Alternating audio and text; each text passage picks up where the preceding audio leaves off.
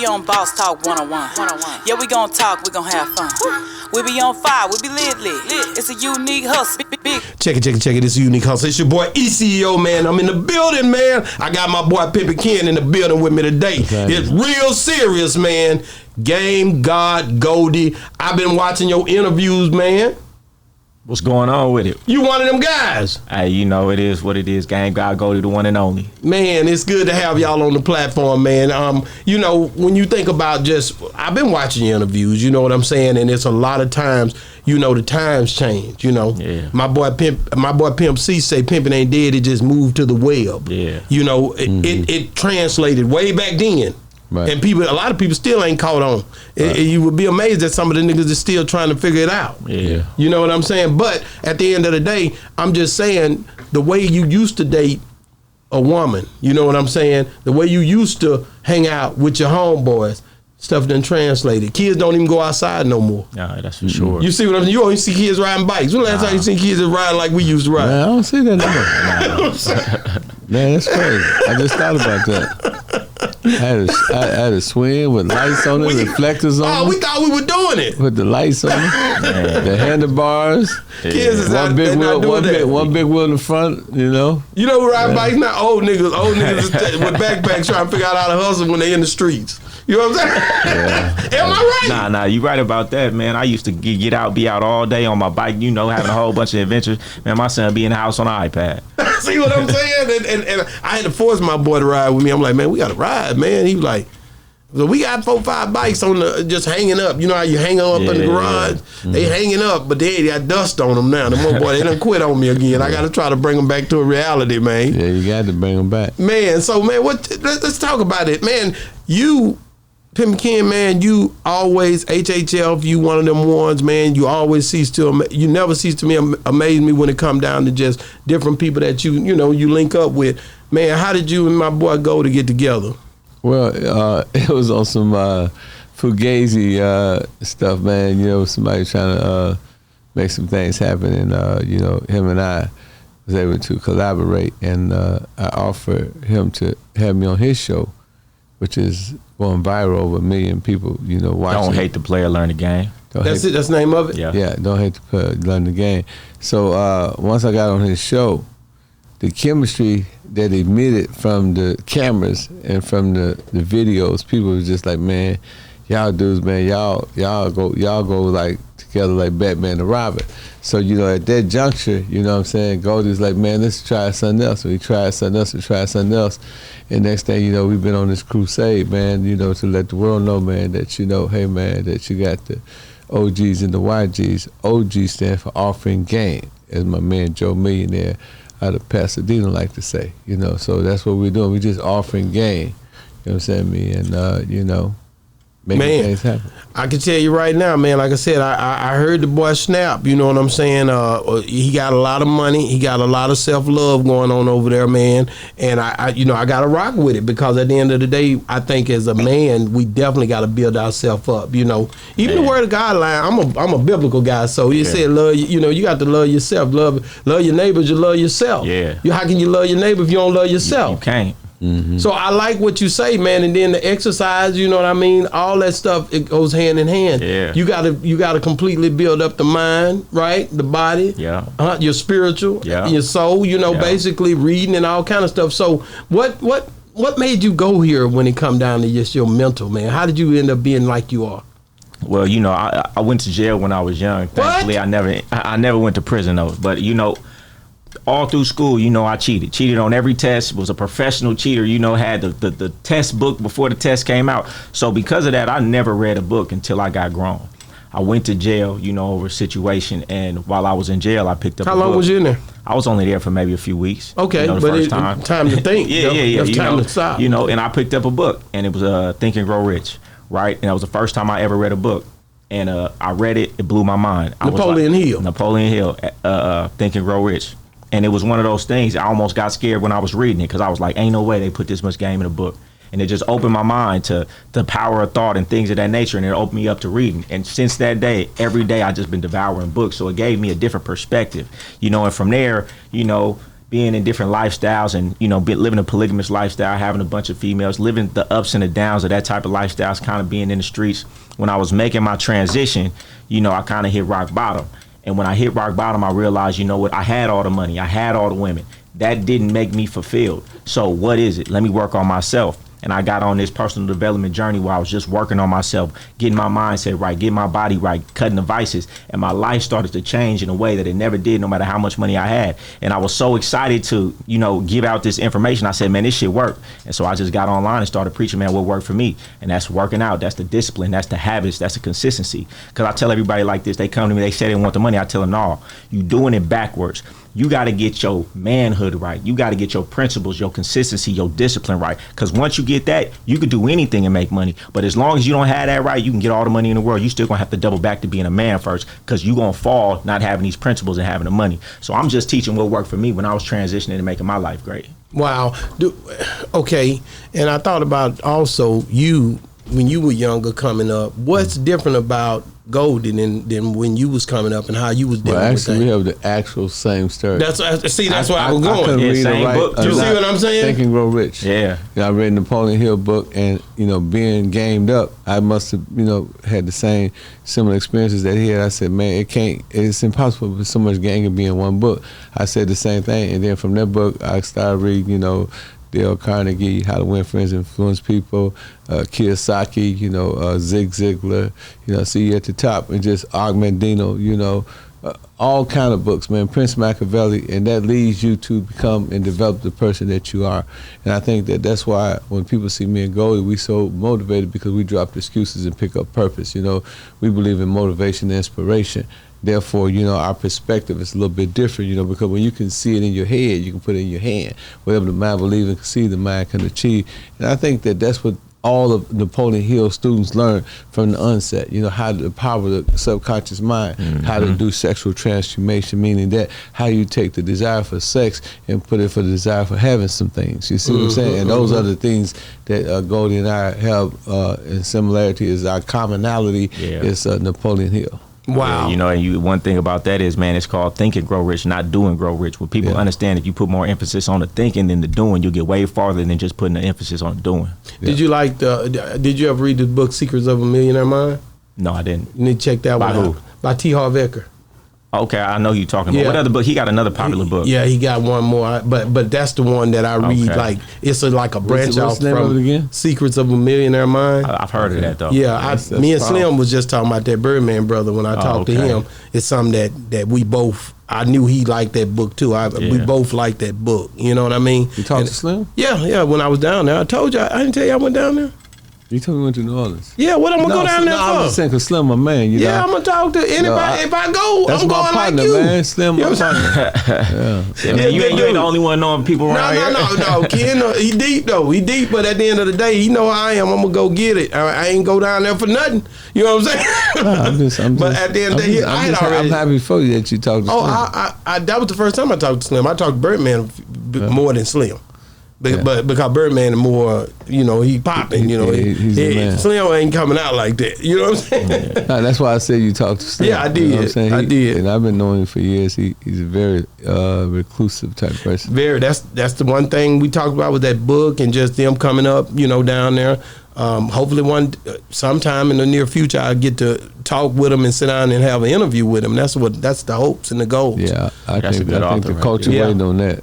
Culture waiting on that. But we need to do it, man. Like I said, a lot of times, you know, you see how the thing is going. I just looked at a Complex. They had a top so many whatever, you know, a list that they brought out.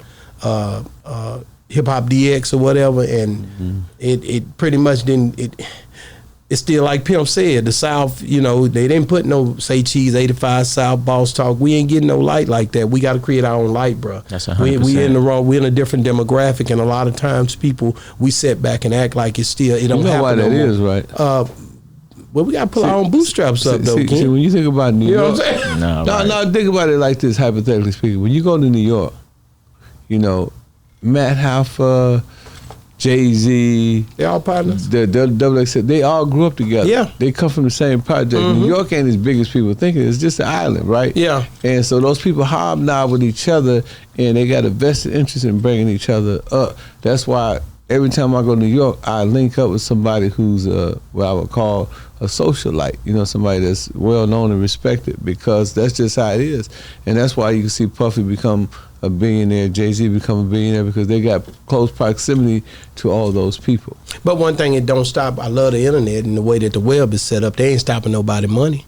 Everybody's still getting paid. Me, Say Cheese, 85 South, you still getting tons of money. And no, they may not give you the status, just like when Pimp C and them were doing it. They might not give you the status, but you still was selling tapes. Now, I'll give you the explanation. I get it. That's why. But you see what I'm saying, though? They don't stop nothing. They just don't give you the recognition that they should. You see what I'm saying? But they don't stop nothing. Yeah. We still riding around here in big cars and nice houses, and it don't matter. You know what I'm saying? But it is a thing where we got to be able to just respect ourselves and uphold ourselves. I think we need to come up with, that was my thing, to push things to the top. That's why I started. You see what I'm saying? Yeah. That's why I started the Hip Hop Fraternity Awards. Sure. Yeah. So I don't have to wait for Grammys, and I don't have to wait for the BET Awards. Come on, man. That's real. But at any rate, man, when you think about just the women, the way you guys do approach, different women, at the end of the day, I mean, you got to check my background. I done did a lot of things. But at the end of the day, it was always about me. I was always about the hustle. My money meant more to me than anything else. It's been that way since I was a kid. I never seen nothing else. Every time I have bras get mad, you love your money. I heard that a lot. Because I really cared about my money more than anything, right, nigga. I never played no games with no bras. So what is it that what made you feel like, because really when I listened to y'all, I thought about Kevin Samuels, to be honest with you.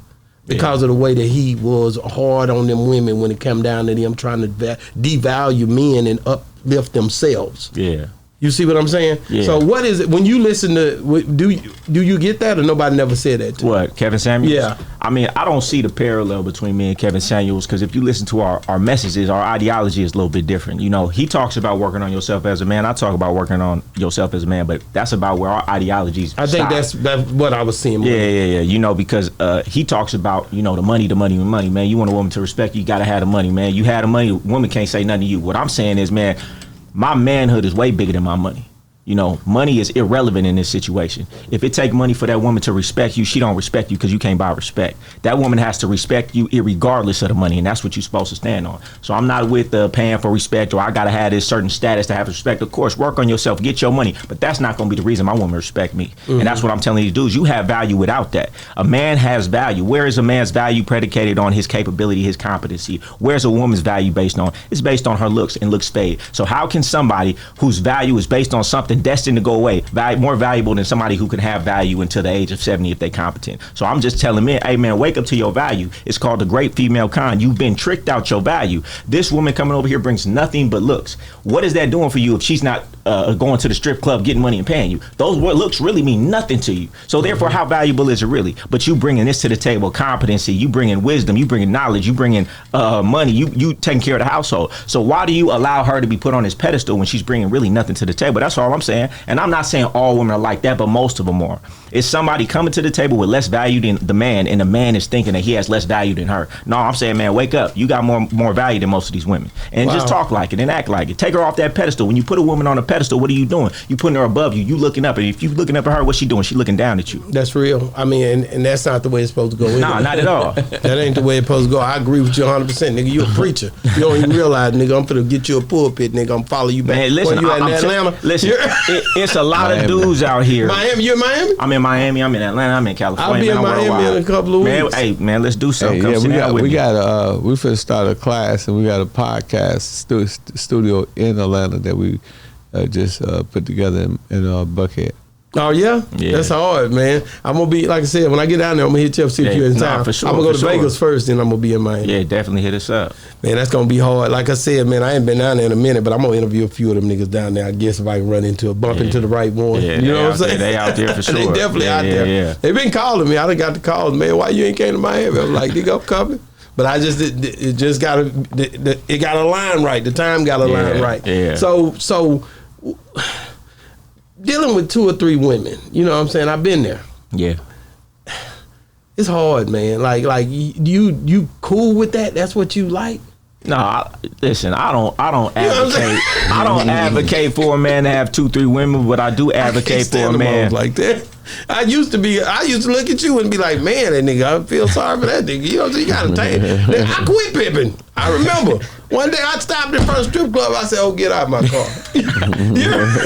I'm done." She said, "Huh?" I said, "I'm through, bitch. You got to go. I ain't coming back either. Keep your money." I'm done. See, I didn't have it in me. I like to get money, man. You gotta have a temperament for it, man. You know, people see it. You know, most dudes on the outside looking in, man, they see a man having a bunch of girls. All they thinking is sex. They thinking the sexual part. They ain't thinking, man, you got 3 different birthdays. They got 3 different personalities. They got 3 different ways how you got to talk to them and deal with them. And they still women at the end of the day. So all the problems that come with it, you got to have the right temperament for it. You know, you got to be doing it for the right reason. You got to be able to pick right. So, I mean, I don't advocate for a man to have multiple women, but I don't advocate for a man to only have 1 woman. Do whatever you want to do. You know what I'm saying? And most of the time, man, these dudes these days, they be taking care of women. So if you're going to take care of a woman, man, you should be able to do what you want to do. Ain't no way you taking care of everything for a woman and you can't do what you want to do. I tell dudes like this all the time. What makes sense that you worked your whole life grinding, might have been taking penitentiary chances, doing all of this, sacrificing to get all of this money. You want this money so you could finally be free. Then you get with a woman and she puts you in handcuffs and tell you what you can and can't do. That don't make no sense. Wake up to your value. How many women is it out there who are looking for a man to take care of them? I bet you 100 women, they all raise their hand. I want somebody to take care of me. But how many dudes out there is saying they want to take care of a woman? They ain't too many. So who's more valuable? You can find 1,000 women who want to be taken care of, but you can only find a certain amount of dudes willing to take care of a woman, which makes the man more valuable. So all I'm saying is when you more valuable, you make the rules. But these dudes is more valuable and they letting the woman who's less valuable make the rules. It don't make no sense. Man, I'm just coming out here trying to wake dudes up to their value. That's all. Man, welcome to Dallas, Texas, man. Y'all heard what he said, man. He in the building, Goldie. He said you got to wake up. Wake up to your value. Yeah. Wake up to your value, man. So let me ask you something, Ken. Like you know, I don't know if you under. He's gonna get him in a second, but Bandman, this guy named Bandman, he done did a surgery to be taller. He first did a surgery. First to get his 6-pack. Yeah, he did a surgery to get his 6-pack first. Now he done got. He came out yesterday. He said he's 6'8" now. Now I don't know. Would you ever do something like that? Well, you know, when you see somebody acting tough and somebody always, you know, going overboard, that's really a sign of insecurity. So, you know, when you see people doing those things to try to get enhancements for their body, that's really it's not confidence, it's a lack of confidence. Yeah. You know what I mean? You should be happy with who you are. You know, I often tell people, I say, you know, hey man, there's a lot of dudes that mic and out talk me. There's a lot of dudes that mic and out pimp me, but it ain't nobody that can outdo me, being me. And I think that sometimes you got to be happy with yourself. And, you know, that's just, to me, those are signs of low self-esteem. You know, even with women, man, I be seeing actually beautiful women have a beautiful body and they get butt injections and mess the whole body up. So, you know, it's just really, to me, that's a form of low self-esteem. Low self-esteem. What you think, man? Because you work out. See, I'm very interested in what you got to say. Well, listen, and I don't know if I should say this, you know, because but I'm gonna say it anyway because I know Bandman, right? I don't know if he want this to be told, but man, he ain't really get that surgery. It was really a marketing ploy. Really? Yeah, he ain't get that. I don't know. He might be mad that I told everybody that though. He might have to cut this out. You know, listen, he a marketing genius. That's what I'm gonna say. Hey, listen. Look how you talking about they all on blog over something he ain't even do, and he getting clicks, he getting millions. He just came out yesterday and said, "I just got the surgery. I'm 6'8" now." I said, damn, that nigga 6'8". You know, and he running up M's off of these different things that he puts out into the media, that he plants in the media. He a genius, man. He be giving me some game on how to work this internet shit like that, because if it ain't talking, you know, it ain't saying nothing. So. When you think about it, it makes sense. It makes sense. Yeah. Everybody got to find their niche market, man. Like, I'm an interviewer. You know, you got to find out who you are in this world. This like the army. You could be all you want to be on the internet. You know what I'm saying? So what you said makes so much sense. And man, he sit back and laughing all the way to the bank, man. You know, but a lot of people, they couldn't do that. Like, he's putting out things like that where people are saying and being negative. It doesn't bother him. It will bother a lot of people. So, you know, more kudos to him because he getting the money. He feeling good about it every day. So damn, boy. Yeah. I kind of figured that. It's like a chess move on him. I looked it up. I Googled it, right? I said, okay, how can a nigga make himself taller? This nigga say he's 6'8". The fuck is going on? He a tall nigga already, though. At the end of the day, your bones and shit, I said, that metal gonna be scrubbing. You know, because people get knee replacements and all that shoulder replacement. Hey, but like I said, you know, that was, like Goldie said, that's a cold move, though. Oh, it's a cold move. That's a chess move right there. It's a lot of people doing it. Yeah. It's a lot of people have mastered it. And a lot of people making a lot of money off of it. Yeah. So, and you know, controversy sells. Controversy sell like hell. It don't work for everybody, though. It don't work for me because, you know, my whole life been based on being real. So a lot of times when I do that kind of stuff, I get over penalized for it. Yeah. Because people ain't gonna be like, oh no, that ain't the way he is. Ken don't never do nothing like that. So, okay, you said you read books earlier. How many books do you read a year? Oh man, I don't keep score. I don't feel like the amount of books matter. I feel like it's what you get from them, man. Some days I'll just wake up and I'll read just a page of a book, and that's enough that I need. Because we need to be reminded more than we need to be taught. Everything in all of these books, if you start reading a lot, you realize they all saying the same thing in different ways. Just putting a little piece of gym in your mind every day, no matter how small, is just to keep you on track for that day, man. We can't remember what we ate for breakfast last Wednesday. You definitely not gonna remember what's in these books, but every day you start your day with that little gym to remember whatever principle you need to, because you need to be reminded more than you need to be taught. So, man, it's not about how much you read, it's just about consistently reading. And if you not reading, I'm gonna beat you in every single thing that we doing. Like, the reason that I can speak the way that I'm speaking is because I'm able to draw from so many different places. If we're gonna do the same thing, I'm gonna beat you if you're not reading. That's right. Being able to draw from so many different sources. If you're trying to do business and you haven't read a billionaire's book on business, who done put his entire life down in a book, all of his pitfalls, all of his successes, all the things that you should avoid. If you're not reading that, you're not serious about life. I've read that book. I'm gonna read these people who have lived 100 years, and I'm gonna get all of the wisdom, and I'm gonna know what to avoid, what to do. And most of these people out here, they wanna figure it out, man. A smart man learns from his mistakes, but a smarter man learns from other people's mistakes, so he don't have to, because mistakes could be fatal. And if you take the wrong turn, it might waste 10 years of your life. So reading is very important. Talk to me about coming up in Sacramento, like as a youngster. Like, what was your life like growing up? Talk about was your mom and dad both in the home? My dad died when I was 11 years old. So up until then, my dad wasn't in the household, but he lived around the corner. So I was with my dad a lot.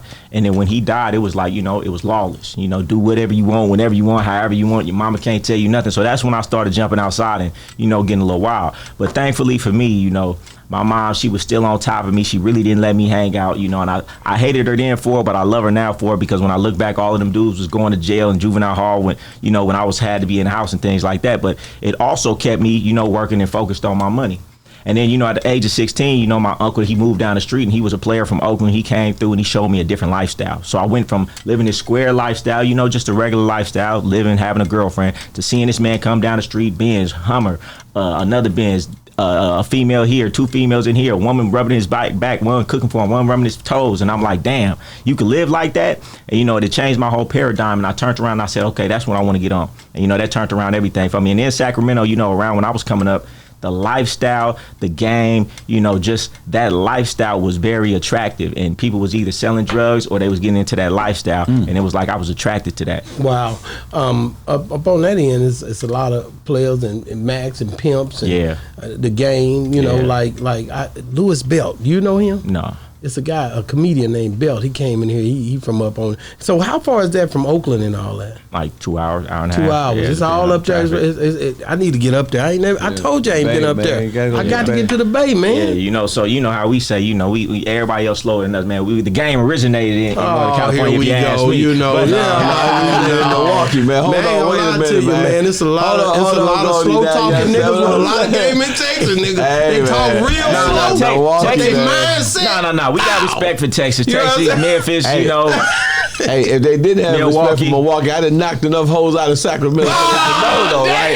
Hey, they call it Sacramento. I call it Macramento. You know what I mean? I was out there backing the fact on them hoes, man. Man, that's crazy, man. man. So I'm gonna tell you, kid, like me and you, like we done did this a lot of times in here, man. Like what do you guys plan to do with this whole collab you guys have created? I know HHF is the belt that holds everything together, because you HHF as well, right? Yeah. Like what do you guys? What's the plans? What's the goal? We waking dudes up. Waking dudes up. We waking. Listen. I'm out here doing God's work. Hey, listen. Let me tell you something, man. You know how many people come up to me and say, "Man, I was going through a divorce. I was going through this." Man, these dudes are living quiet lives of desperation. You know, letting their women talk to them crazy while they pay all the bills. You know, going up to women and tricking off because they don't recognize the value in themselves. Man, I'm all about waking dudes up to their own value and teaching them how to build their value. Work out, eat right, build yourself, put your time and energy into yourself, pour into yourself first so you can give from strength. Recognize your value, because I know multi-millionaires. I have mentors who make millions of dollars a month. Not all of them life is great just because they have the money. If you don't understand how to have your relationship right, how to have the dynamics with a woman right, your life ain't gonna be great. The quality of your life is gonna be based on the quality of your relationship. So if you ain't got some game about yourself, if you don't understand and know your value and love yourself because you're doing the work to put into yourself, then your life ain't gonna be great. We just going around and we waking these dudes up and giving them a game they daddy should have. You know what I'm saying? So they understand how to go out in this world and not be taken advantage of, manipulated, and used by these women. Oh, he hung up. He knew. Yeah, but here's the deal, man. Like, Goldie, will you ever get married, man? Man, my thing is this. I could have a life partner. I don't got to get the government involved with that. Hey, man, because a marriage is a contract, and a bad contract, if you ask me, unless the woman making way more than me. So if I'm really serious about a woman and we doing things, guess what? If we want to have some security in this relationship, we can get some investment properties together. We can get some assets together, and that will secure that if this thing breaks up, we're equally taken care of. But as far as getting the government involved, man, I ain't never seen how that worked out for somebody. He married to the game, man. He married to the game. Yeah. Man, you know, I always say, you know, I hear y'all talk about it. I said, which one am I going to fit? Am I the player? Am I the pimp? I'm out of Mac. You know what I'm saying? Because everybody, which one is the player? Which one is the pimp? Which one is the Mac? He got a good explanation for that. Let them know what your perspective. This is my perspective. You know, everybody wants to be a quote unquote pimp. But what people don't understand is that's not the only player in the game. It's a lot of players in the game. It's the player, it's the Mac, it's the hustler. You know, it's the whole hustler. You know, he just coming in doing what he doing. Everybody wants to be the pimp, but most 99.9% of men could never be a pimp, because a pimp has certain rules and regulations that he lives his life by, and 99.9% of men, they could never, even if they wanted to. So, man, stop trying to say you a pimp. Say you a player. Say you a Mac. Listen, and you know, I think Ken got a different explanation, but Jimmy Starr, shout out Jimmy Starr, you know what he told me? He said, a Mac is a polished pimp. Man, I know a lot of pimps not gonna like that, but he would tell me this. This is what Jimmy Starr would tell me. He would say, man, a Mac is a polished pimp. See, a pimp know how to do one thing. You know, pimp on hoes. He might have a couple girls in the strip club. The Mac own the strip club. The Mac got businesses. The Mac got skills. You know, the Mac could do all things. The pimp can only pimp. Now, you got to ask Ken about that, but you don't got to call yourself a pimp. You could be a player. You could have control of your household and control of your woman and be a real man and stand on business, right? And you ain't got to call yourself a pimp. Be okay with just being a player. You know what I'm saying? So, Goldie, you a player? I'm a player. I've never been a pimp. I ain't never been a pimp. A real player. I'm just a player, man, which is a real man, because before anything, like Dre say, before anything, you got to be a man first. Before you a pimp, before you a lawyer, before you a doctor, you got to be a man first with principles. Let me break it down to you from the pimp okay, hold on. I got to get this on camera. We got to get this. This better be good. See, every pimp can be a player, but every player can't be a pimp. Right. See, the P in my pimp stand for player, but the P in the player pimp, the P in the player player don't stand for pimp. So that's the difference, you know what I'm saying? And like he said, man, 99.9% of the people cannot live according to these principles. See, the key thing that Goldie say that's so profound to me, and I think a lot of young people are starting to acclimate to it, is that you got to lower the value of the pussy. If you don't take the pussy off the pedestal, if you let your little head beat your big head, if you titting under the zipper, then you know you lost the battle. Yeah. Because we call that tender dicking. Yeah, tender dicking, because the whole game, the difference between the player. Let me show you something, and this here your audience gonna be able to relate to. See, one game pair another game. You're a jack boy, right? You go jack Goldie. You know what I'm saying, me? And once you jack Goldie and you get his money, you gonna go take it to the hoe, right? And the hoe gonna go and take it back to Goldie, to the pimp.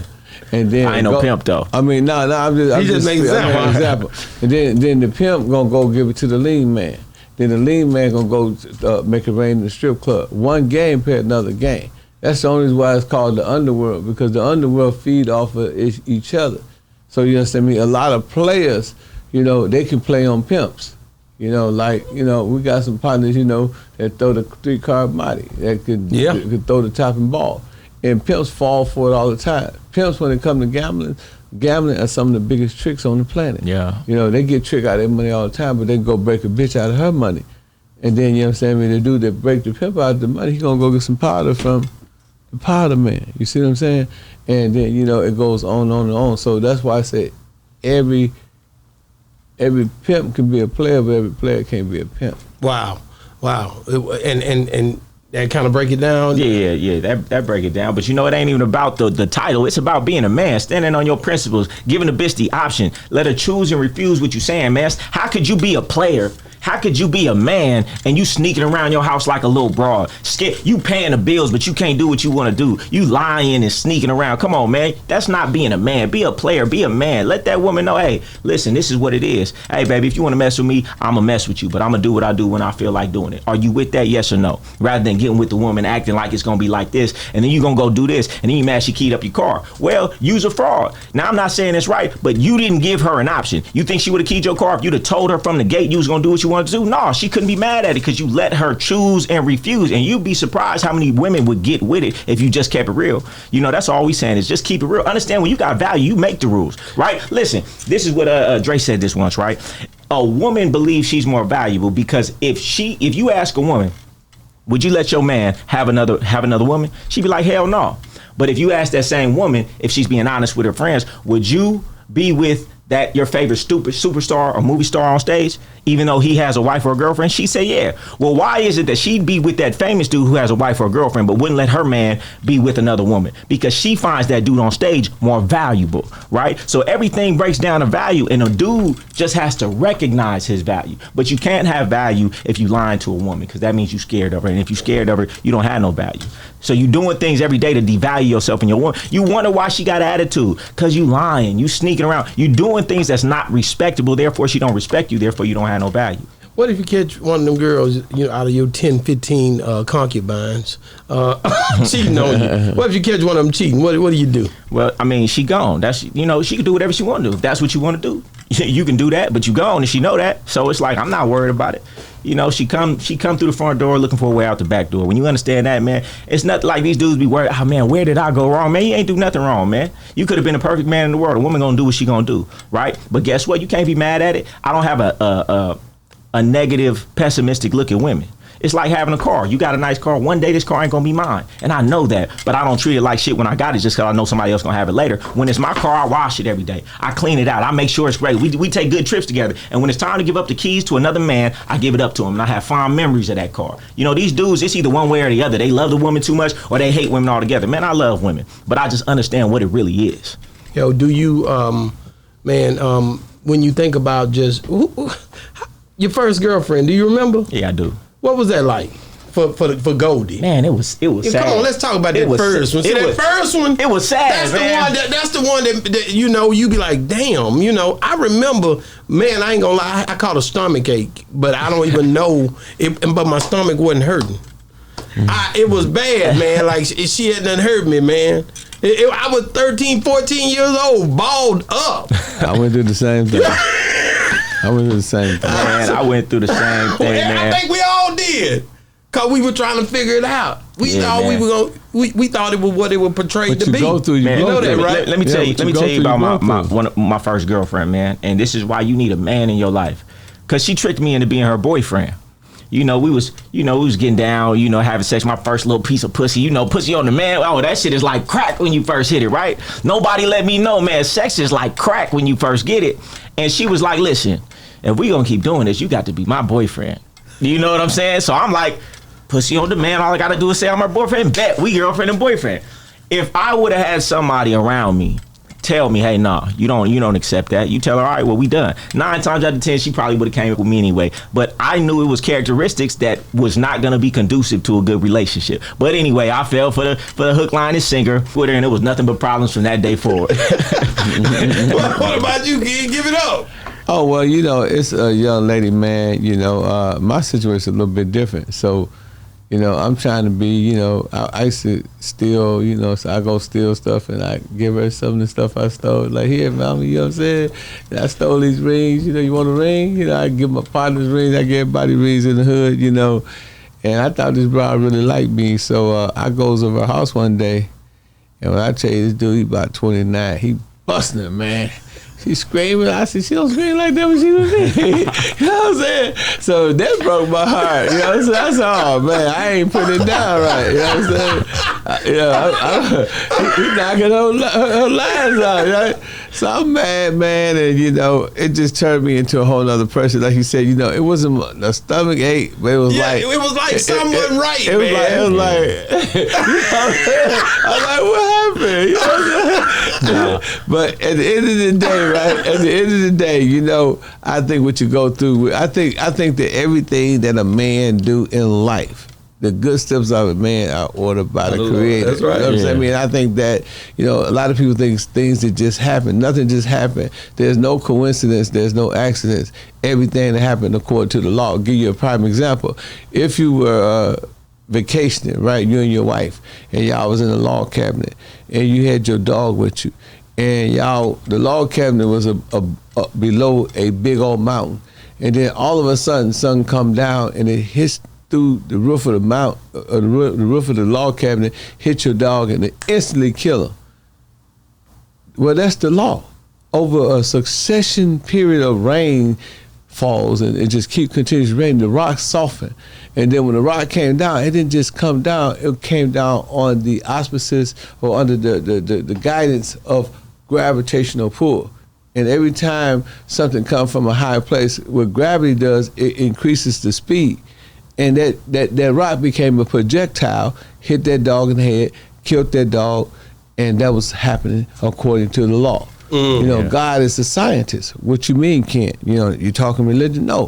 What I'm saying is that we are breathing in oxygen and breathing out carbon monoxide, you know, poisonous, right? So if we had to breathe in the poison, we'd die. But what happens is, because of the ultraviolet rays of the sun, which beams down on the trees, it allows the trees to get oxygen, and that oxygen is emitted, you know, into the universe or into the orbit.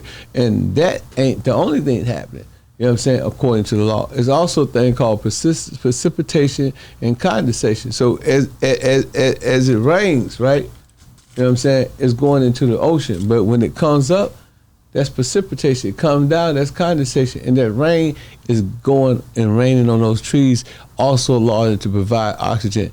That's why you ain't gonna never go in no city and there's not gonna be trees, because those trees are very essential to the human existence. And so that's how law works. Yeah. You know, gravity, everything, and also the law of man. You know, men go through certain principles and do certain things in life, and those things shape that man. Yeah, no, that's real. My female, listen, I'm gonna tell you like this, right?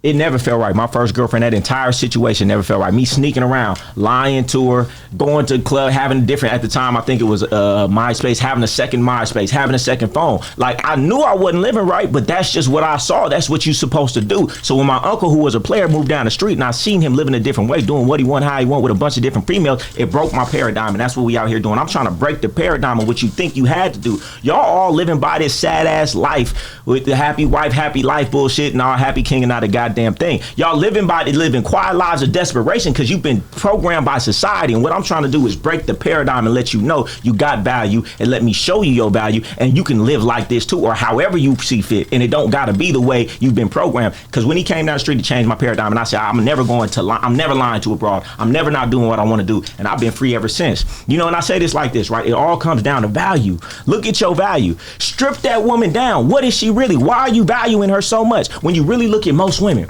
take the weave, the hair, the makeup, the eyelashes, the eyeliner, the BBL, the fake titties, strip her all the way down. Most of these women is not top 10 broads. You know what I'm saying? So what are you coveting so much that you devaluing yourself and putting her up on this pedestal? You got to have x-ray vision like me and Ken got. When we look at a woman, we can size her up. Because like I say all the time, Ken knows how to put a wig on a pig, right? Which means he knows how to dress a woman up to get some money, which means we know how to take that down mentally. So when I look at a woman, I just take it down. And when you take that down, that conversation goes way different. That definitely goes way different, and you got to be a person that understand that when you're looking at somebody. I never looked at a woman from the exterior more than I looked at her heart. I can't stay with you if you ain't right.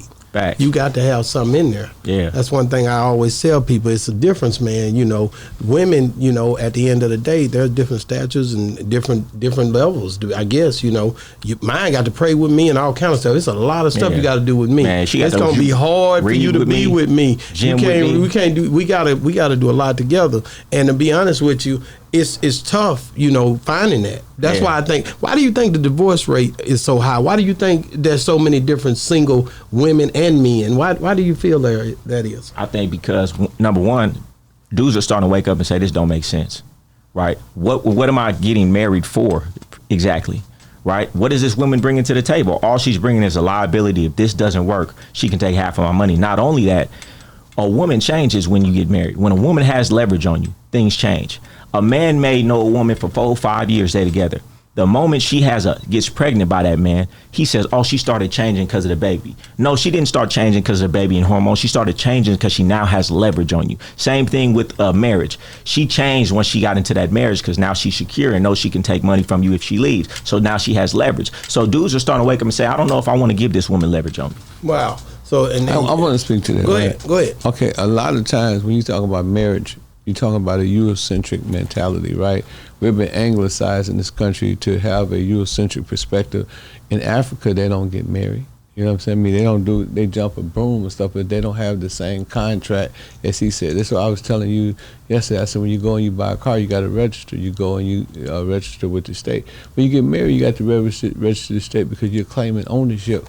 And that's what somebody do. You know what I'm saying? I mean, they like buying a car. They register you, and they say, this person is registered to me, and legally, you know what I'm saying, I own this person.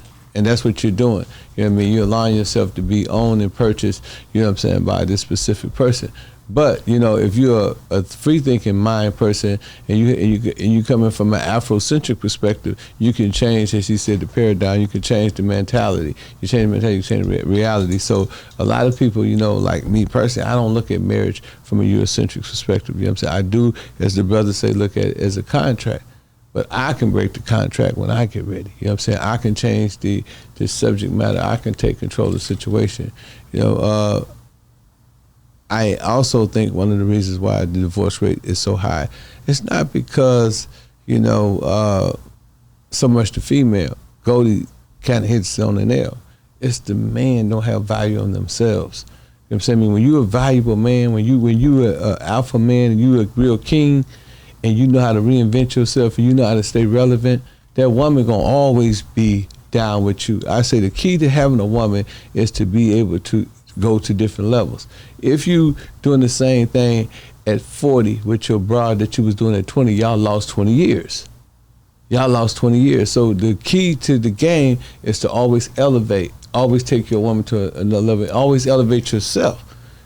You know me, Goldie know me, y'all watch my career. I have not been the same dude. I've always elevated. And you know, even when I came to the mogul status, I didn't just become a mogul. I signed Boosie, I signed Ice-T, I signed Corey Wise, you know, did a deal with Rick Ross. You know what I'm saying? I created my own entity called Hip Hop Fraternity. That's what a woman respects. But when you're in a relationship, and like Goldie say, you're playing NBA 2K and you're getting fat and, you know, you farting and all that stuff around the house, you know, you're devaluing yourself. So now she say the same thing that everybody say. I bought a Rolls Royce Wraith. I opened the menu and said it was a Chrysler 300. Damn, God. Hey, they chose wrong. Listen, dudes don't know how to choose women. They do not know how to choose, right? They choosing women based on, like you said, all these superficial outward things, not knowing, hey man, it don't matter. Yeah, you wanted to have sex with her. After you have sex with her 100 times, then what? After you done looked at her pretty face 1,000 times, then what? It got to be something deeper. And when you realize, man, she's not a good individual. She doesn't have good character. You didn't ask where your morals align, where your ideologies align. These dudes are not looking at these things that actually matter, that's going to sustain a relationship. They're getting with people on the most shallow level. These dudes are mentally children. They're looking at a bad woman and, oh, I'm in love, I want to marry her. These dudes is more manipulated by these Disney movies than these broads. They wrapped up into the same things they see on TV, and they want a woman for all the most superficial reasons. And then they get with the woman and time passes and all the looks fade, the honeymoon phase is gone, and then what you got? You got this woman who you didn't investigate is a terrible person. She don't respect you. She don't even really like you like that. And these women are getting with men who they only see being beneficial. Women don't get the guy that they like. They get the man who's going to take care of them, do this and do that, which means they don't really like him. You're not her first choice. Because you didn't pick the woman that likes you for real, you're going to have problems later down the line. I'm picking a woman and telling dudes, hey man, pick that woman who really like you. These dudes is chasing a woman running from them and denying a woman that like them. You need to get the woman who really like you. That's number one. You do skip that step. You get the woman that really like you. Yeah.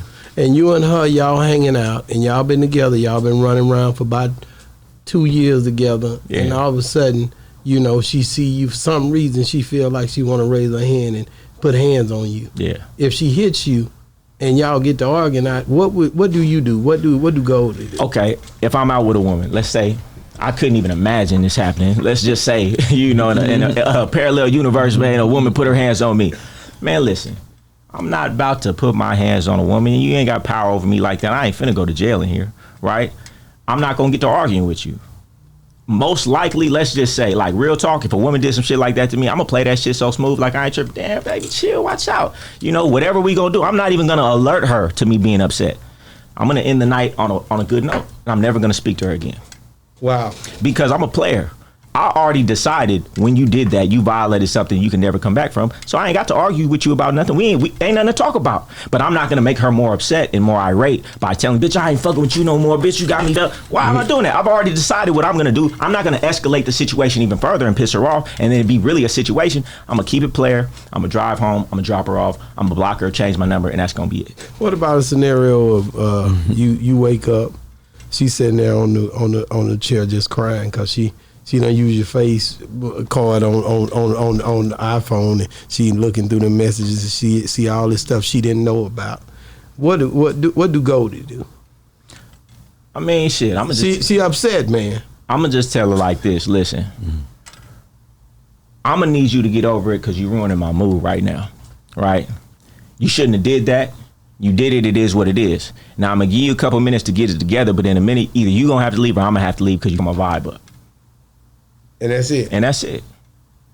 Cause with me, man, my women don't have no place to tell me what I can and can't do. So if you did that on your own, and you must want to be upset. But don't mess my day up about it.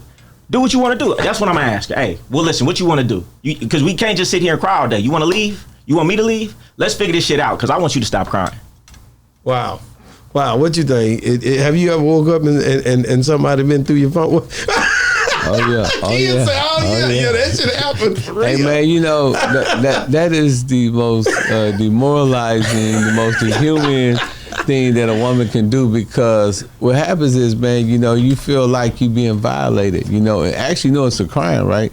You can actually prosecute somebody from going through your personal. Yeah. You can prosecute somebody from going through your personal things. So you know, sometimes you got to be the judge, the jury, and the executionist. You know what I'm saying? So I may, you know, use a bunch of adjectives, you know. You gonna come out of character? Cuss words.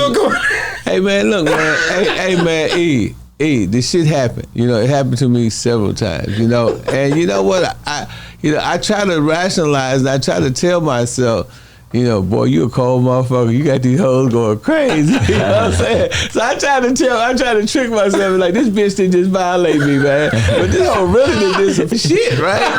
But I'm like, yeah, you a cold motherfucker. You hoe love you, boy. I'm all in the mirror. I'm trying to give myself a pep talk. But I know this bitch is the most honorable shit you can do, because, you know, she's violating my personal information. You know, that is my privacy. And she's violating my privacy. And I hate that shit, man. You know, and that's why I keep a lock on my goddamn phone. You know what I'm saying? Because I don't vault. You remember the vault? You don't know the vault. But see, you know what though? It never happened to me in the game. The shit only happened when you're not as Goldie like to say, living that 99% Exactly. principle that don't nobody that the average man can't live. And when you dumb down and you kind of condescend and you go down to another square level and you try to square up and do the right thing, that's when you have the most problem, man. Let me tell you something, man. These squares is way more ruthless than these hoes. Man. A square bitch, man, it can be the most, like he said, she'll key your car, she'll go through your phone, you in jail too. She'll put you in jail. Get you fired from your job. You know what I'm saying? I mean, get you fired from your job. That's why you got to keep it real. Call other bitches in your phone. Yeah. You know, so to me, you know, I kind of agree with the pimps and the players that, you know, that is, you know, in essence, we're talking about in essence, it's a better lifestyle. Because when you're dealing, you know, with these squares, man, it's just a whole nother world, man. But hoes just is so much more respectable, and they so much more in pocket, you know. And I think that's why a lot of guys, you know, do not want to give up the pimping, because it's hard to go to a square broad after you've been in the game for so many years. Do you think a king in his kingdom, you know, tell his woman, hey, I'm only dealing with you? No, she see all the concubines around. So if you really out here saying that you a king, man, don't call yourself a king if you lying to your woman about what you doing. You ain't a king. That's real. You know what I'm saying? You ain't a boss. Because a boss ain't lying to nobody, because he the top of the pyramid. You know what I'm saying? So, but these dudes, they want to claim they this and they claim they that. Man, you can't be a boss and be lying to nobody at the same time. So what I'm saying is, man, just be real with yourself. Be real with your situation. And this will save a lot of dudes from going to prison and being in real situations if you just kept it real. A woman could only be so mad at you when you let her know what it was. I let a woman know, hey, check this out. I'm going to do what I want, when I want, how I want, but I'm with you, baby. You know, we got something special, you know, but if that's going to stop us from being together, then shit, it is what it is. I want to let you know. And I let my woman know like this too. If at any time things change, in a month down the line, you say, you're not with this arrangement, you free to leave. If you okay with it today, but you're not okay with it next month, just let me know. Because that's a principle from the game. You let a woman know when she come through the door, hey, check this out. You ain't got to go to no police on me. Just come to me respectfully whenever you want to go and let me know. You ain't got to lie. You ain't got to do no weird stuff. Come to me as a woman. Let me know your grievances, and we can part ways amicably, you know, give you some paper, get you the way you're going. That's principles from the game. And I just transition that to the square world. Hey, baby, these are my rules. If you want to come in here, you got to abide by them. But at any time you don't want to abide by these, you free to leave. Just let me know. It's a respect thing. And when you carry yourself with respect like that, that bitch ain't going to keep my car. She couldn't even find it in her soul, because at the end of the day, she going to be like, well, I mean, the nigga did tell me. So what she going to do? You know what I'm saying? And it save you from a lot of drama. So you taking the power away from her. Yeah, I'm taking the power away from her. Let me inject. See, the only thing that hurts us in today's society is that the police have become partners with these females through domestic violence. Yep, that's a fact. So what I mean by that is that, you know, you can be perfectly honest in the respects in which Goldie talking about, and let them know this, that, and the other, you know, and if they want to, you know what I'm saying, they have the power to destroy your empire. Yeah. You know, when we were young and when we were coming up, we would tell a woman that's what it is and it is what it was. Then, you know, it was more respected. You know, I remember I get into it with my hoes back in the day, and the police said, you and your girlfriends go home. Now, if you argue with somebody, the neighbor can call, and then you can go to jail from just that perspective. So, you know, that changes the dynamic a little bit, because, you know, the criminal justice system is real. And if you look at it from a hierarchy's perspective, right, you know, at one time, maybe 10 years ago, it was 2,000 federal to maybe 3,000 federal statutes. You know how many statutes it is now? I mean, 6,000. Do you know you could go to jail now for if you go to Walmart? Technically, listen what I'm saying. This is very serious. And you open your car door and you scratch Goldie's Rolls Royce, right? You know what I'm saying? You know, you scratch his Rolls Royce, and you pull off. That's called fleeing the scene of an accident. Yeah. That's a felony.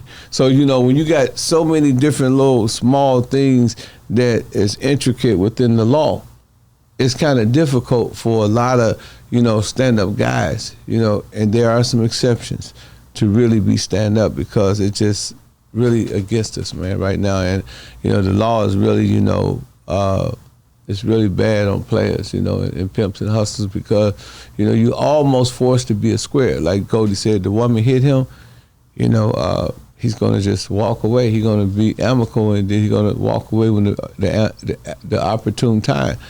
That wasn't like that. Yeah. Man, my daddy used to beat the shit out of my mama. The police been to my house so many times, never took daddy to jail. My uncles did the same thing, and it was more respect in the household. Women were more respectable. You know, they cook, they clean, and they shut up. Hey man, the police is a woman's best friend now, and through domestic violence and through other things, woman advocacy, Me Too, you know, hey man, a man don't stand a chance. Hey man, the worst thing I could do to a woman is not put my hands on her, but not talk to her again. A woman would rather me put my hands on her than stop with her. But guess what? The moment you put your hands on her, she got the power, because now she could be a victim. She loved that. Oh, now I'm a victim. Now I can show everybody my black eye. Now I know how to push your buttons. Anytime she can get you out of pocket to hurt her, now she got the power, because she's making you get out of character. Woman ain't gonna get me out of character. That shit don't move me. You know, I'm gone, and she know that. You know what I'm saying? So that's how you got to have it in your household. And this crazy thing what Goldie said, not only do we not do that, right? We're not going to put our hands on a woman, but the law forces us not to put our hands on a woman. It's a lot of dudes have developed discipline just from their interaction and encounters with the police. Yeah. You know? That's real. That's real. Y'all did a lot of talking. You know, a lot of it been about relationships. A lot of it been about women in relationships with men, or men in relationship with women, or men just standing up being stand-up guys. Kamala Harris, one that you guys probably about to vote for, like, as a woman running this country, what is she gonna bring to the table different than what's been brought over previous time? Now I'm gonna ask you that part as well. Well, you know, I mean the guy who's vocally about you know, his responsibility and his position in a relationship when it goes to running the country. Is it Kamala Harris? Kamala, yeah. Yeah. What do you think about Kamala Harris as to running the country and being there for this work, you know, country?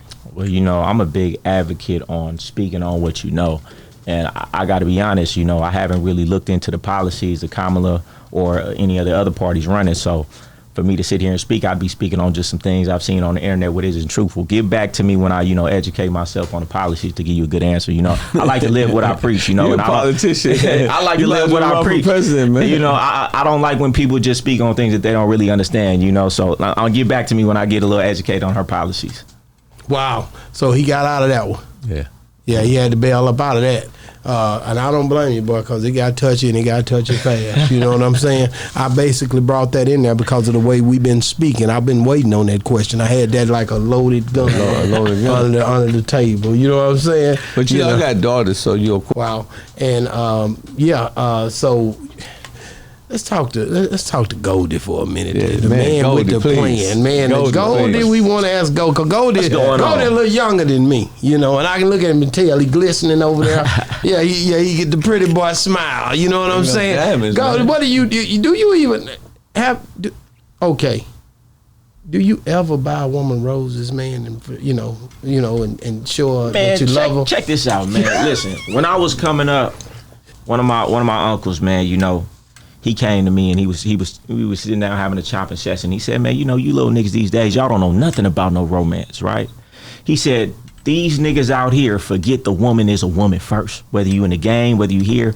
And he taught me how to have romance with your woman, man. So, I mean, I definitely, you know, depending on the woman and how she like to be treated, I definitely gonna go out my way and do whatever she likes to do. You know, whether it's the vacation, whether it's some roses. Man, just the other day, man, I had a 5-star chef come to the house. You know, the woman came in, rose petals on the ground, you know, all this nice thing. You know, I treat a woman like a woman. Dudes, they forget that. I talk this hard stuff. Man, that's just me standing on my principles. But I treat a woman like the way a woman wants to be treated. You know, and I feel like everybody should do that. Man, you ain't no player if you ain't got no romance in your game. If you feel like you just finna be hard on a woman all day long, man, you gonna lose her, man. And when I get her, you ain't never gonna get her back, because I'm gonna do all the things that you ain't doing.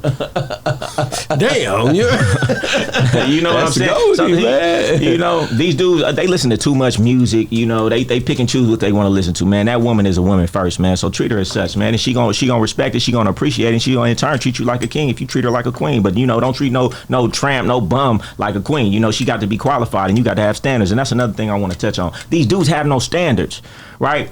I don't understand. These dudes will accept a woman just because she said okay. You didn't have her jump through no hoops. You didn't make her qualify for nothing. You have to start having standards. As long as she don't cheat on me, as long as she, she cook and she clean and don't give me a problem, that's good enough for most of these dudes. I'm saying, no, man, you got to have bigger and better requirements than that. Because you were easy to get, you're easy to leave. Because there was no requirement and no investments. I said it before, man, in the game, it's a principle. It's called a choosing fee.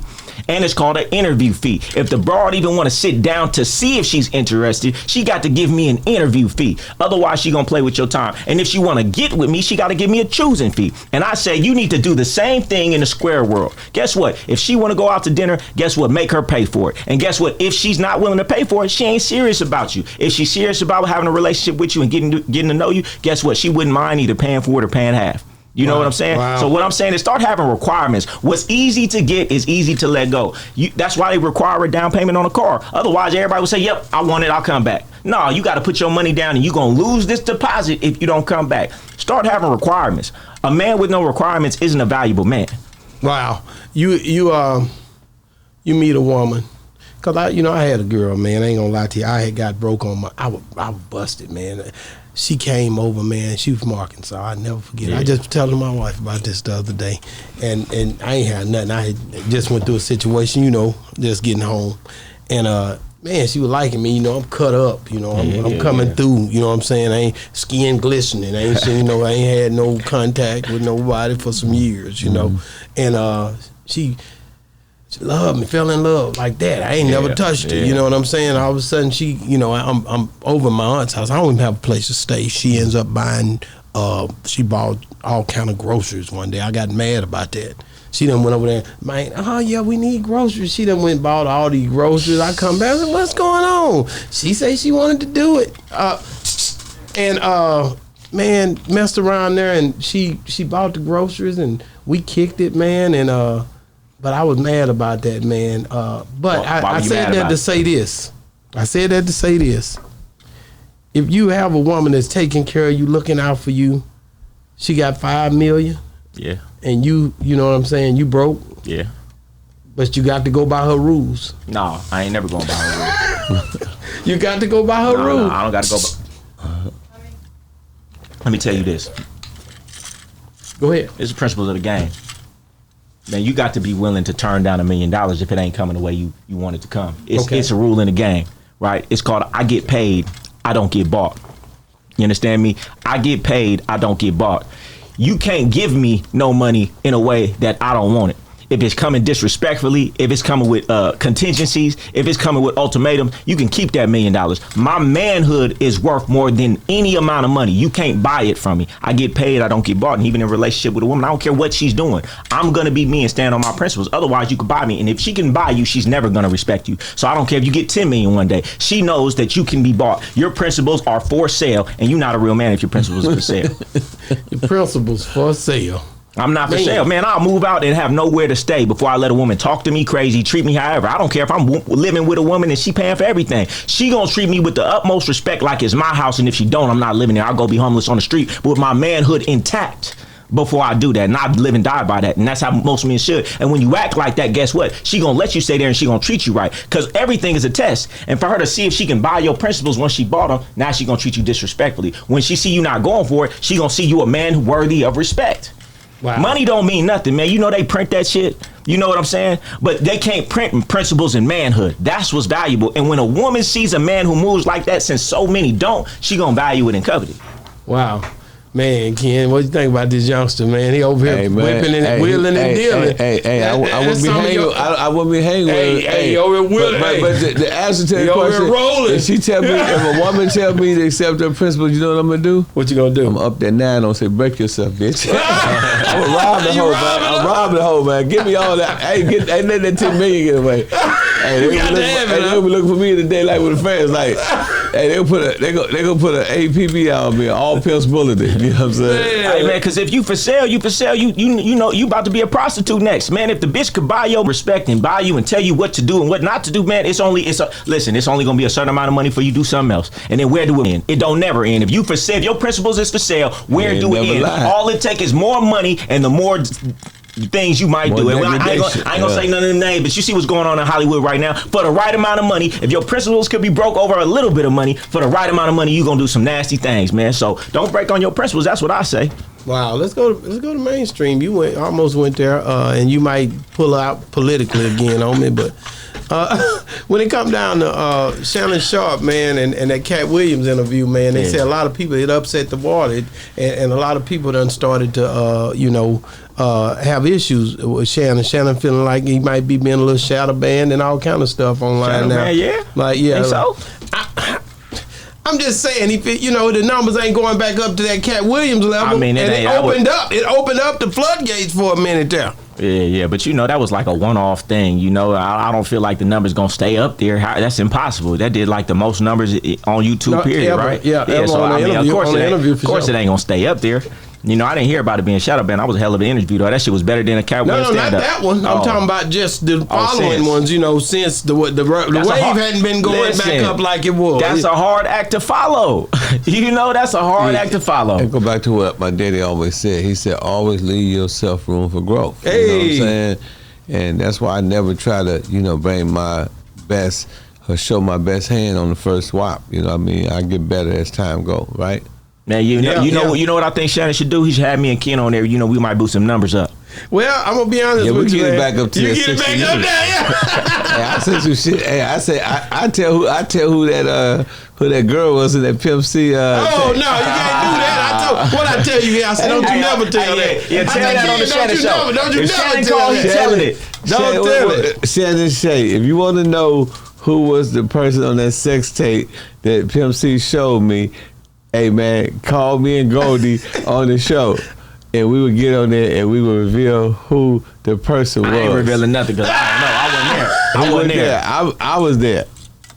So I'm gonna give you an answer. You might not like it, but I'm gonna give you an answer. Okay, well let me ask you this, guys. I gotta stay on point, man. You guys are going around. You guys been on Beehive. I seen you on Off the Porch. Like, what's next for this whole duo, man? Well, we're going to do we're doing Real Life Street Stars tomorrow.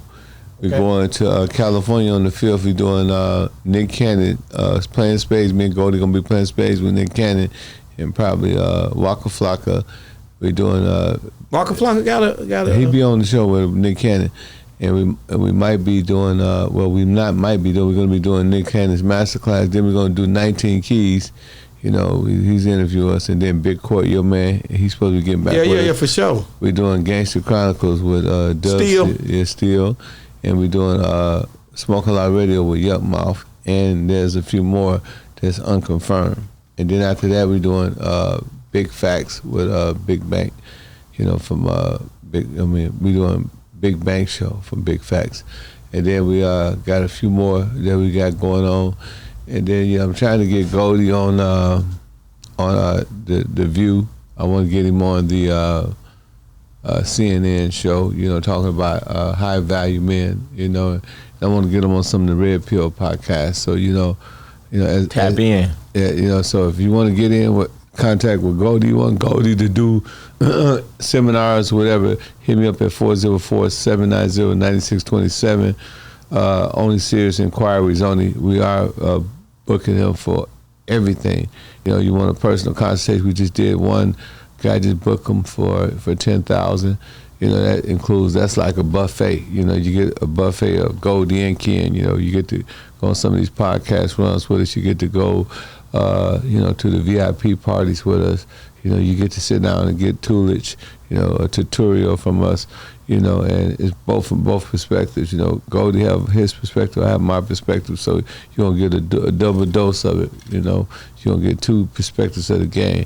He coming from the player, I'm coming from the pimp. Man, hey, so Goldie, man, I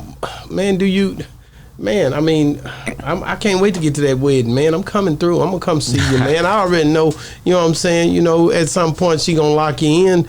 It's just gonna take a little bit different type of broad. You know what I'm saying? It ain't gonna be the same. It can't be no regular degular. You know what I'm saying? Never mess with the regular degulars, man. Always top tier, high caliber women. That's all I mess with. You know what I'm saying? Good soul individuals. I talk a lot of shit, but man, what I look for in a woman, man, is I like a good soul, man. I like to be able to somebody I can sleep with at night and not feel like, man, man, I gotta hide my gun because she might blow my brains out. You know, a woman who's a good-hearted individual, and I love them in the South because I meet a lot of good soul women in the South. You know, that's my type of woman. A woman who could get with my program, who's kind, who got a good heart, and, you know, let me lace her up nice and right. You know what I'm saying? Wow.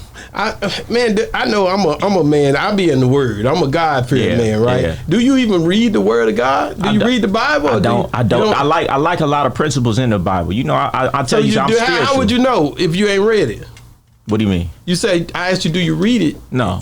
You've never read it? No. I like some principles in the Bible, some scriptures that I've heard. You know, I went to church when I was younger. You know, okay. And you know, the certain scriptures. I don't count that. You know, you got to be in that book. Hey, you know let me tell you something. I'm different. Let me tell you something. I never did the church thing. And I want to get into it. You know, not just the Christian Bible. I don't want to just really make it about that because it can go crazy. Yeah. No, I like to get wisdom wherever I can find it, and there's a lot of good wisdom in the Bible. I agree with that. I want to read other Bibles too, but you know, the one thing that the funny thing about the Bible is it's a lot of Christians who ain't never even read the Bible, and they living their entire eternity on a book they've never even read. But what did I just say? Exactly. Yeah. So I don't gauge it like that. You have to be done read to deal with which Bible. Which Bible? There's so many different versions. I've read a bunch of them. Yeah. But you got to go. The Matthew, the Bishop Bible. Those were the first ones. But it goes back to the scrolls, and I'm not gonna go there with you, man. Right. The canonicity of the scroll. I'm not one that's really. Man, you know, I take wisdom like wherever it comes. And all, I read all type of books. What about the Emerald Tablets? What I'm saying? The Emerald Tablets, I hadn't read that. Okay. Hadn't read it, but I probably could tell you some books you ain't read. You know what I'm saying? Because that's because there's so many different things of knowledge. So I think when you a guy that been through a lot, like myself and probably like Ken, and you was just did 2 weeks, but when you done had a lot of time, I've been in jail a few times. Though. That was 2 weeks that time. You know what I'm saying? It was a 2 weeks that one time. But when you read like a lot of knowledge and you always challenging books, I think for me the Bible was one when you challenge different things and you really dove into it and you tried to find those places where you could turn and twist. I was looking at character. You know what I mean? Yeah. I really wasn't looking at. I'm like you just said. You know the Bible. The Bible that we read is not the Bible of Jesus' time because Jesus spoke Aramaic. Correct. And then it was converted over to Greek, and then went from Greek to Latin. Yeah. And eventually and the Old Covenant was Hebrew. And back in the day, you have versions of the Bible. Correct. King James version means that was his version. That's right. And somebody even argued the point that Shakespeare, and in the Bible you see one word, it says Shakespeare, that he was one of the persons that helped author the Bible. Now, it's over 200-something sects of Christianity, right? Mm-hmm. That being said, there's so many perspectives on the religion. It's 72 sects of Islam. Correct. You got the Shiites and you got the Sunnis. So when you think of it from that perspective, you understand religious as the man Karl Marx said sometimes could be the opium of the people.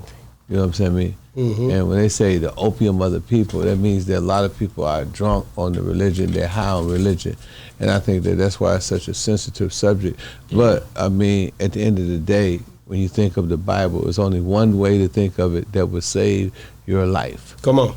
That's allegorical, which means symbolic. Yeah. That's right. That's how you see the Bible, allegorical? No. Let me finish. I'm going to let him finish. I'm going to give you something. No, it's allegorical, which is symbolic. It's biblical, which is Bible.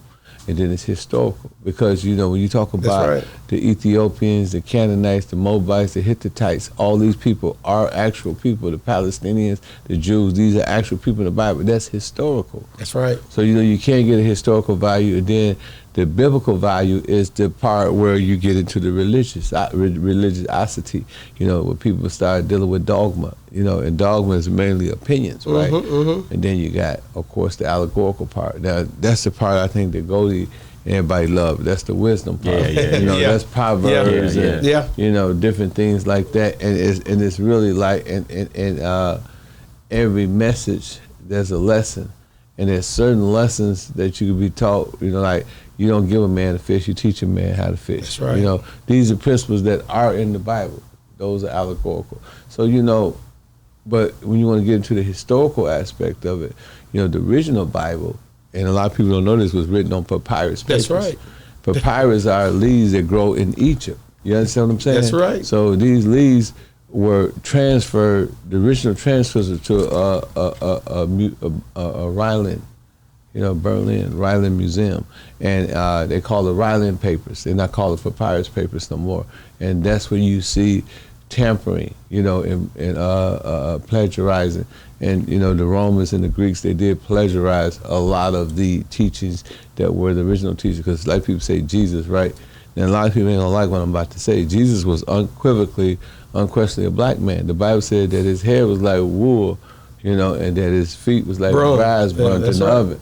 And then when you go and you look at all of the Madonnas in the Vatican and in the Catholic Church, it's a picture of a black Mary and a black Jesus. And then they said Jesus fled from Jerusalem to Africa, to Egypt. In Africa, ain't nothing but people, our colors. You know what I'm saying? So dark and light skin and different colors. How can somebody be of European descent and flee to Africa? He would immediately be spotted. You ain't saying nothing wrong, Ken. Yeah. The thing I was gonna say is just the way that I look at it is when you read from cover to cover, you look at people's character traits, just like you read those other books. You can see things coming before they get to you because of the way you've already studied and analyzed people's character. Yeah. Right? Yeah. So it's more like that for me, as far as who wrote it and when. I get it. I do all that. I know all, just like I've studied it like that. Who wrote it? Do you believe the Bible was wrote by God? I think it was different people that wrote it in different times. Okay, because a lot of people say the God wrote it, whoever wrote it. That go with Quran and everything else, like the Revelations. Yeah, Muhammad, couldn't read or write, and then he had, a messenger come to him, and somebody else wrote it while he pretty much was giving the message. Yeah. So one thing I'm saying is, I don't look at. I get it, the technical parts, but when you read it, there's nothing in there that's going to enslave you or nothing like that. Right. You can become a captain of this whole situation because of your thinking. That's what I'm saying. So all this trying to enslave my mind, you're not going to do that. I done read it. If you a thinker, like any book that I read, anything that I read, I don't just accept it all. That's why I asked you there's some things that I say, okay, I like it, some things I don't. But I feel like not everybody does that. That's why I asked you that, because I know what you would do. Yeah, no, for sure. Hey, there's certain things that's good and all bad. My mom used to say, Mama, the devil made me do it. She said, boy, I'm gonna beat the mess out you. The devil didn't make you go and steal that money out of my purse. You know what I'm saying? I mean, you put your hands in there, you stole the purse. Now you try to blame it on the devil. So a lot of times people always try to blame it on the devil, but the thought is the cause of it all. As a man thinketh, so is he. See, the sin don't lie in the actual sin; it lies in the act. I mean, the sin don't lie in the act; it lies in the thought. When you conceived your child, when you and your wife had a child, y'all conceived it mentally first. You thought about having sex with her mentally, and then the physical act followed the thought, right? So that's one of the things in religion that we have to understand. In order to really dumb down and to hunker down on religion, one have to understand that we have to the battle with God and the devil is not in the books, it's not in the church, not in the mosque, but in the thought. See, without a soldier, a soldier never knows strength. Without an enemy, you would never know how strong you is, right? So what the Bible does and what religion does and all this other stuff does, it provides vices and it provides circumstances and situations for us to battle. Wow. And that's what it's all about. That's real. I like that. Without an enemy, you don't know how strong you are. Yeah, without a foe, a soldier never knows strength. And I apply that to women all the time, man. You don't know that broad until she comes with a test. And a lot of times a dude to be with a woman 4, 5, 6, 7 years, ain't no test came. You said she's solid, she down, because she been with you for 6, 7 years, but she ain't never been in a position to get better than you. So why you giving her so much weight? I don't care if you've been with me 10 years. Has Drake come up to you and said, I'm going to take you and whisper you away from that man? No. So we don't know what you going to do when the situation arises. That's why I tell these dudes all the time, man, you better give that woman a test, lest you find out when you can't, when a test come and you can't stand for her to lose that test, who she really is. A lot of dudes, they wait until it's a situation that they really don't need her to fail, and she failed that test because he didn't test her beforehand. You got to test your woman beforehand. Just because somebody around, if they ain't been tested, you don't really know who they are. Man, I had people around me for a long period of time. I'm always having money. They never having money. So they were always meek and humble. Then they got some money, and we saw who they really were. I was around them 10 years, but we didn't know because it wasn't a test for them to show their character who they were when they had some money. You know, same thing with the broad. Until she got better options than you, man, you don't really know who she is. But I like that you said that. That's a good man. Like I said, the whole conversation, I had to put that Bible in here because that's my makeup. So if I don't do that, then the show ain't gonna be right. You know, I gotta find out. Okay, what's really going on? You know, at the end of the day, for my boy Ken, he one of them seasoned vets. You know, he know I can't get him. I try to flip him over like a cat with 9 lives. He keep falling on his feet. I drop him off the roof. Boom, he fall on his feet. You know what I'm saying? But I thought I could pull something out. I got you with the Kamala Harris or whatever. I made him shut down. I pulled him in a little bit. No, I like that Bible thing, man, because you can learn a lot from the Bible. A lot of those things. People just got to think, you know what I'm saying? Because you can't just tell me that. Some people read the Bible, you know, you can't just tell me something. I got to run it through my own brain. Doesn't make sense to me, though. And I feel like if people read the Bible like that, then they're going to get a lot of wisdom I would like to see you read it and then come back and tell me what you think. That's one thing me and you could, because you going to tell me. Oh, I'm going to have so much game once I read the Bible. I'm telling you. Hey, listen, some of the coldest players in the game was heavy into that Bible. Some of the coldest players in the game was heavy into that Bible and used that shit in their household. So I know it's powerful. That's what I'm telling you. Check it, man. Hey, man, listen, man. Hey, listen, I enjoyed this show. I already knew I would. This is my guy. He know that. Yeah. And then I seen you over there. I said, okay, I seen Beehive. They did their thing, okay, off the porch. They going over here. You know, they're my boys. Don't get it twisted. Okay. But, I'm finna bring you in here and put this boss talk on you. Yeah. You know. No, I enjoy it, man. You guys are dope, man.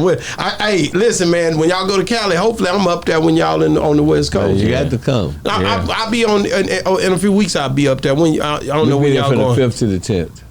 I'm gonna be coming after y'all leave. Damn. Yeah, you always come after I leave. I know, that's crazy. Cali, New York, that's crazy, man. Say, man. Miami, come out to that. I'm coming to Miami, but y'all you gonna be back in Miami when you going back?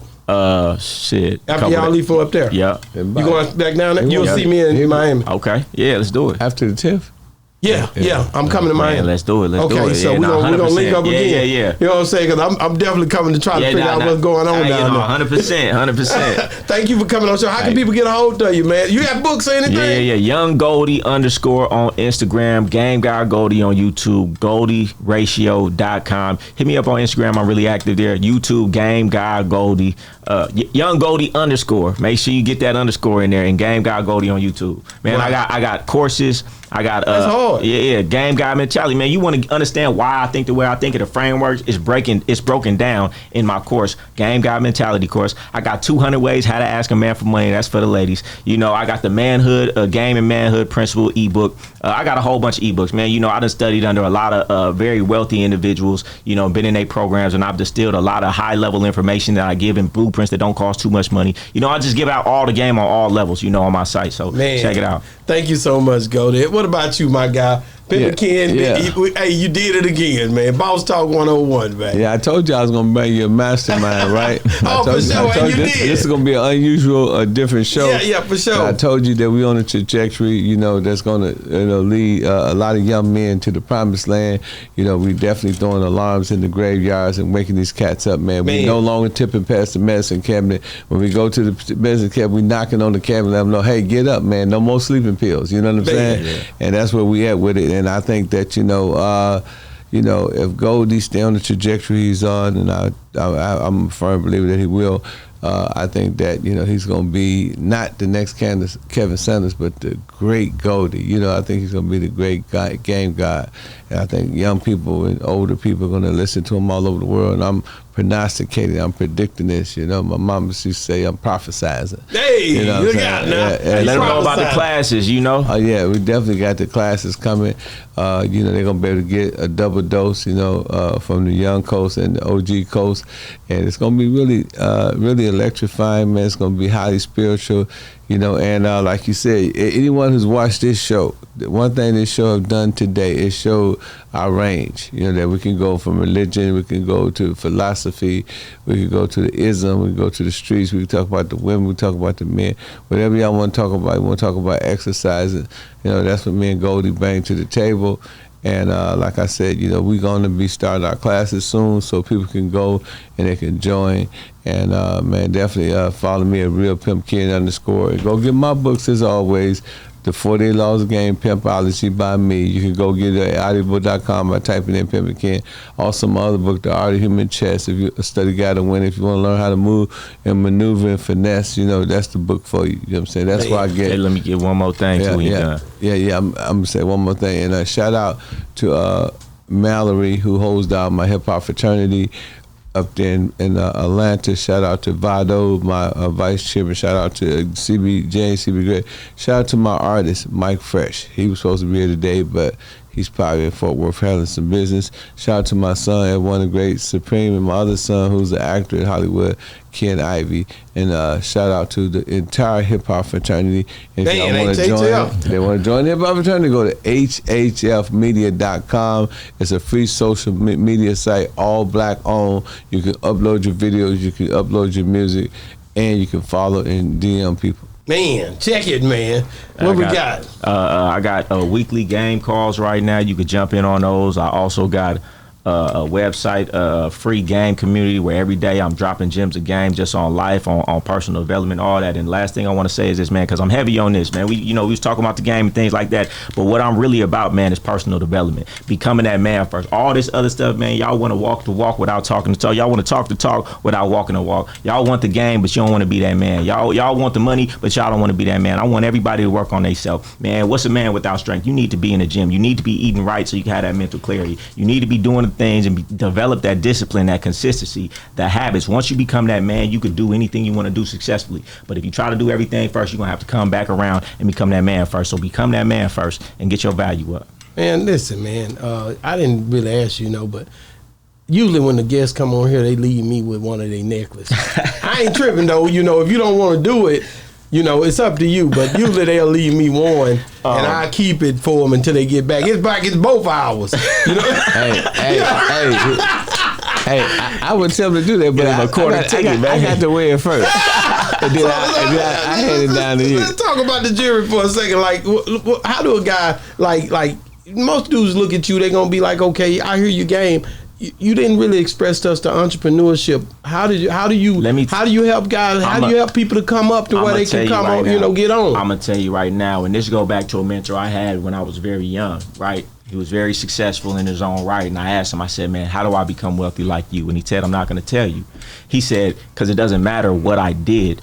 It matters these principles that I'm trying to teach you, the habits, the disciplines, the principles, how to vibrate, the positivity, the optimism, right? And I was like, man, this nigga here, he don't want to tell me, because he didn't want to tell me because he knew exactly what I was going to do, try to do exactly what he was doing. And I thank him for that, because at the end of the day, I really believe wholeheartedly, it's not about what I'm doing. It's not about what I've done. It's about who I had to become. And when you become the right person, when you have listen, most people ain't never been consistent for something a year or two in their entire life except their job, and that's because they have to. It don't matter if I give you the business plan that I'm running right now, you're not gonna do it because you don't have the habits or the consistency or the discipline to stick with it. Man, you stop and start on that diet, you stop and start in the gym. How many business plans did you tell your girl you was gonna do that you stopped? You're not gonna do it. It's not about that. It's about get the habits, the discipline, the consistency, the principles, the mental toughness when you're going through something hard and you do it anyway, which you develop that through fitness, which I have a program for. Once you become that man with all of these traits, you can choose whatever you want to do that's to your liking and be successful at it. But without that, you won't be successful at anything. So I do coaching, I do fitness coaching, I do personal development coaching, and I have a credit program as well. But I don't want people to focus on that and try to do that. I want them to become the man. Man, I could get a whole bunch of money from you and put you on my credit program. But I don't want that because I know you're not going to do it. You know how many people get the program and don't even do it? I'd rather you get on my cheaper program. We get your habits right, get your body right, get your disciplines right. Then you can go out and choose whatever you like and you'll be successful. Man, I got what I wanted out of him. See what I mean? Now that's everything in a nutshell. I don't think I've left nothing out. Everything on the flow. Already, man. Thank you so much for coming on the show, man. I appreciate Listen, you, man, it's much love, bro. For sure. Like I said, man, and you know already how I feel about you, man. Stop playing, man. I call you too much if you not to know where you're. I'm going to check on you anytime. But it's going down, man. I appreciate y'all for coming on Boss Talk 101, man. Hey, it's